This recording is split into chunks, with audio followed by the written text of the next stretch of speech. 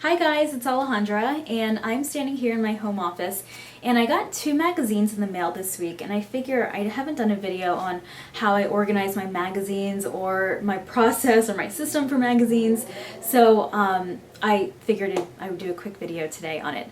So I only get 2 subscriptions in the mail. I get Ink magazine, and then I get Real Simple magazine. So it's like my love for organizing and then my love for being an entrepreneur. Like 2 magazines, that's all I need. When I get them, I try and read them immediately. It doesn't always happen, I will be completely honest, because life is busy, schedules are busy, and going through a magazine takes like, I don't know, maybe like an hour and a half to like fully read all the articles and like digest the information and take notes and stuff. I'm going to show you my notes in a second. But so 2 magazine subscriptions. But what I have seen a lot of times is people subscribe to all these magazines, and if they don't read them by the end of the month, the next month when they get like 4 more subscriptions and they don't read those, they're now left with a pile of 8 magazines to read. And like chances are, when are you going to sit down and go through a pile of 8 magazines? Like, you're probably never going to do that, right? Like, you're already behind. You just want to start fresh with the following month's magazines and forget about the old ones. So just beware with the number of subscriptions you are receiving in the mail. So what I do when I receive the magazines are, I am going to show you this one because I haven't gone through those yet. But this magazine, you can see it has all these notes right here. What I do is I grab Post-it notes, and it's like, maybe it's like a 1" by 2" Post-it note, just like that. And every time I see an idea, or I see an article, or I see something that I want to go back and reference, I'll put a Post-it note at the very top and then write the note at the top of like what it is I want to remember, or what the tip is, or what the website is I want to visit.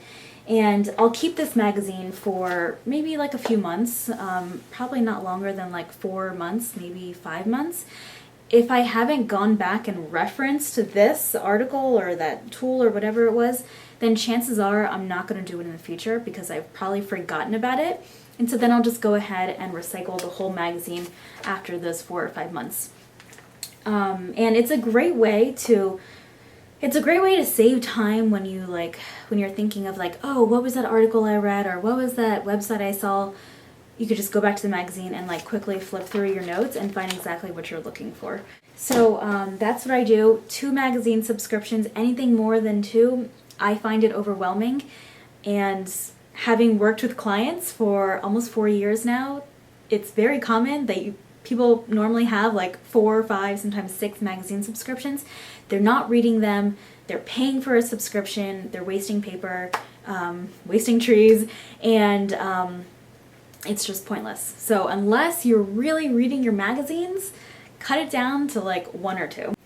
My best advice, if you have like a pile of 6, 7, 8, 9, even 10 magazines just like piled up in your home office or in your living room or family room, your chances are you're not going to read them. Like, I will be completely honest. You're probably overwhelmed, and maybe there's only like one thing you want to read out of those magazines. What I would do is I would just go ahead and recycle those magazines, or drop them off at a doctor's office, or drop them off at a gym where people can actually read them while they're doing something, and just start fresh next month. Like, just starting next month, read the magazine immediately or within like the same week that you get it, and yeah, just start fresh. Like, recycle the old and begin fresh next month. Hope that was helpful. I'll see you guys soon. Bye!